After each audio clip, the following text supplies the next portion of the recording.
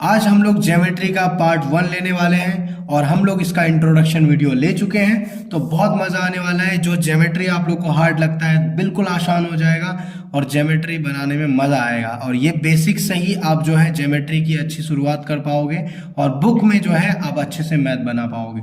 तो यहाँ पे हम लोग पहले एक चीज को समझते हैं जिसको बोलते हैं हम लोग आसन्न कोण। इसके बारे में जानते हैं, फिर जो है ना आज प्रैक्टिकली बनाएंगे। आज कोई थ्योरी ज़्यादा नहीं लेंगे, बस समझना है, उसके बाद में मैथ बनाना है। आसन्न कोण वो क्या होता है कि आसन्न कोण का मतलब क्या होता है, पहले ये समझते हैं। इसमें क्या होगा कि एक लाइन होगा, जैसे कि एक लाइन है, रेखा जो पढ़े थे हम लोग, ए बी नाम रख देते हैं, ठीक है। ये लाइन हो गया और इसके ऊपर इस तरह से एक जो है रे ओ, और उसके बाद में इसका नाम सी रख देते हैं, ओ सी, एक रे ले लेते हैं। इस तरह से यहाँ भी एंगल बना और यहाँ भी एंगल बना, ठीक है। इसको मान लो एक्स और इसको वाई, सिंपल है, ठीक है। बिल्कुल समझते चलते हैं, बिल्कुल आसान है।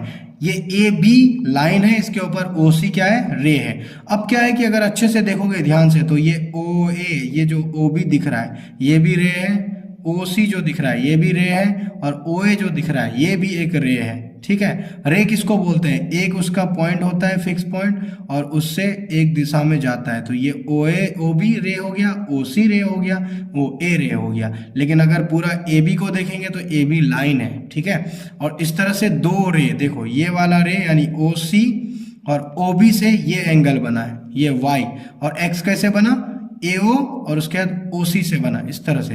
तो यहाँ पे अगर ध्यान से देखा जाए तो एक एंगल इधर बना X और दूसरा Y बना।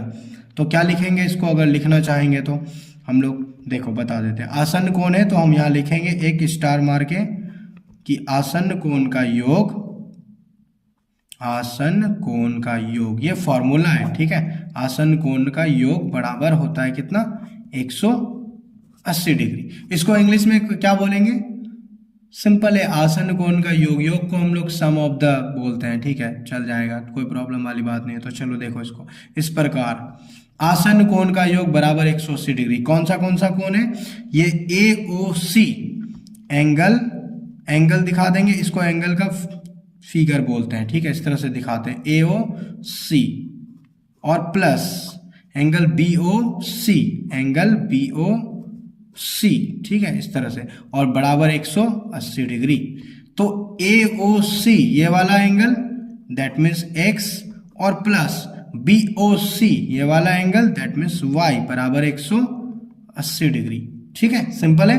अब क्या है कि AOC को जो है ना हम लोग COA भी ले सकते हैं, चाहे कान इधर से पकड़ो या उधर से पकड़ो, दोनों सेम है। BOC भी ले सकते हैं, COB भी ले सकते हैं, ठीक है। और जब दो एंगल रहता है ना तो सिर्फ एंगल O नहीं ले सकते, ठीक है, नहीं तो गलती हो जाएगा। तो चलो अब जो है इससे रिलेटेड एक मैथ बनाते हैं जिससे कि ये बिल्कुल प्रैक्टिकली समझ में आए, नहीं तो क्या होगा, ये थ्योरी रह जाएगा, ठीक है। तो चलो एक क्वेश्चन लेते हैं। क्वेश्चन आपके सामने आ जाए कि फाइंड द वैल्यू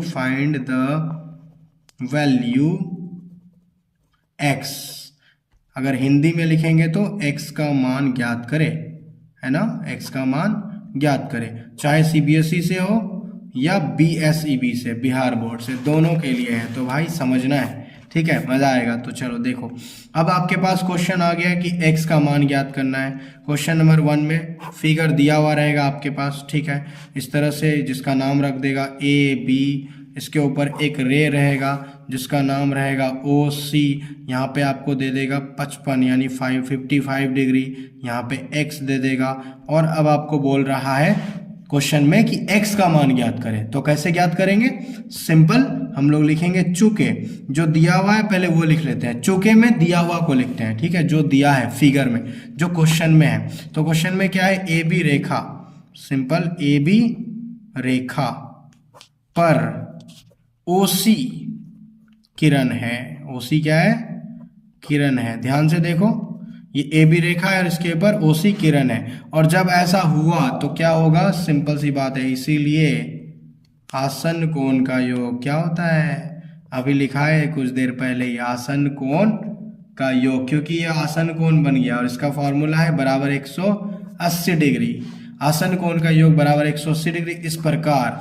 अब आसन्न कोण कौन सा है, AOC, एंगल AO सिंपल एओ सी प्लस एंगल बीओ सी, एंगल बीओ सी बराबर 180 डिग्री है कि नहीं, ये हो गया। उसके बाद एओ सी का मान कितना है, एक्स है, यही तो निकालना है, प्लस बीओ सी का मान, बीओ सी 55 डिग्री दिया हुआ है, एक मान तो रहेगा ही तभी तो निकालोगे, बराबर 180 डिग्री। इस प्रकार x को रहने दो इधर, बराबर 180, ये प्लस में उधर जाके माइनस में चले जाएगा, इसीलिए x बराबर 10 से 5 जाएगा 5, 7 से 5 5 6 7 2 125 डिग्री। ये हो गया हमारा आंसर। अगर इसको चेक करना है तो 125 और 55 को जोड़ो, 125 प्लस 55 आप साइड में जोड़ के देख लो, 5 5 10, 5 2 7 1 8, 180 आया 180। अगर 180 आया इसका मतलब है हमारा ये मैथ सही है। और एक प्रॉब्लम सॉल्व करते हैं और अच्छे से आपको समझ में आ जाएगा। फिर से एक लाइन लेते हैं, इसका नाम रख देते हैं, अभी दूसरा नाम रख देते हैं P और Q, है ना। थोड़ा चेंज करो इसको, अजीब टाइप से, तो चलो इधर कर देता हूं अभी, क्योंकि घूम सकता है, इधर उधर हो सकता है, तो 2-4 मैथ और बनाएंगे, बट फिलहाल इस वीडियो में लेते हैं 2 मैथ, ठीक है। और इसका नाम रख देते हैं OR, ठीक है।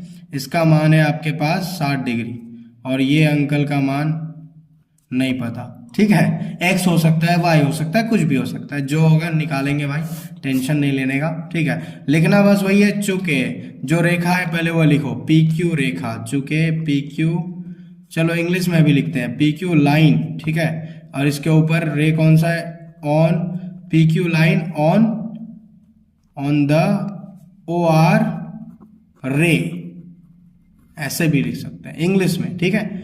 PQ line on the OR रे, यानी PQ रेखा पर OR क्या है, किरण है, सिंपल बात। इस प्रकार क्या हो जाएगा, एंगल POR, एंगल POR, ये पहला वाला POR प्लस दोनों का योग है कि नहीं QOR।